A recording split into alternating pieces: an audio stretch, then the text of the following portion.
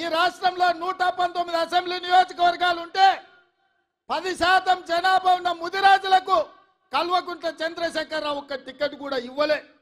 నేను ఆయనని గడ్డ మీద నుంచి చెప్పిపోయినా, ముదిరాజు సోదరులు పౌరుషానికి మారు పేరు, మాట ఇస్తే మాటకు నిలబడి తల తెగిపడ్డ మడమ తిప్పని జాతి ముదిరాజు జాతి. మీకు టికెట్ ఇయ్యని కేసీఆర్ను గద్దెదించే శక్తి మీ చేతిలో ఉంది.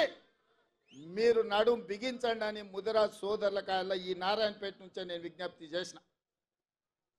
మాట ఇచ్చినట్టుగానే ఈ రాష్ట్రంలో ముదిరాజులకు టికెట్ ఇవ్వని కేసీఆర్ అధికారంలో ఉండడానికి లేదని ముదిరాజు సోదరులందరూ కేసీఆర్ ని గోతి తీసి పాతి పెట్టి బొందలో పెట్టిండ్రు.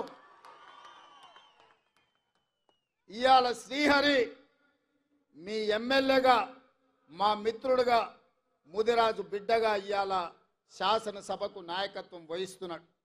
అదే కాదు మిత్రులారా, ముదిరాజులను ఆనాడు బీసీ ఏ గ్రూప్లో ఉంటే కొన్ని ప్రత్యేకమైన పరిస్థితుల్లో ఏ గ్రూప్ నుంచి డి గ్రూప్కు మారవడం జరిగింది. ఇవాళ కేసు సుప్రీంకోర్టులో ఉంది.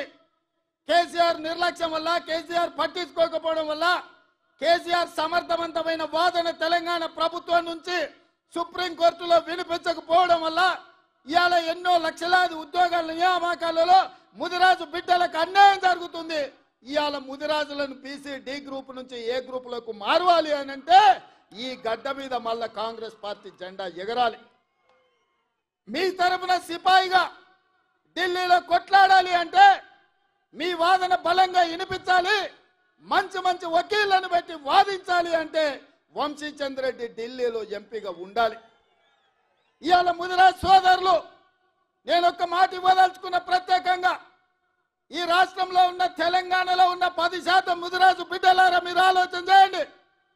మీ బిడ్డకు కేసీఆర్ ప్రాతినిధ్యం వహించే గజ్వేల్ సిద్దిపేట ఉన్న పార్లమెంటు మెదక్కు నీలం మధు ముదిరాజును కాంగ్రెస్ పార్టీ టికెట్ ఇచ్చింది. కానీ అదే కేసీఆర్ నాయకత్వం వహిస్తున్న మెదక్కు కేసీఆర్ వెంకట్రామరెడ్డికి టికెట్ ఇచ్చాడు. మేమేం ఆలోచన చేస్తామో, కేసీఆర్ ఏం ఆలోచన చేస్తాడో మీరు ఒక్కసారి ఆలోచన చేయండి. అందుకే ఇవాళ ఈ వేదిక మీద నుంచి మీకు ఒక మాట ఇవ్వదలుచుకున్నా.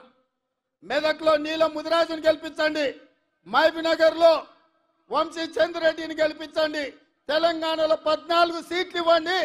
ఆగస్టు 15 తారీఖు లోపల మీ ముదిరాజు బిడ్డను మంత్రిని చేసే బాధ్యత నాది.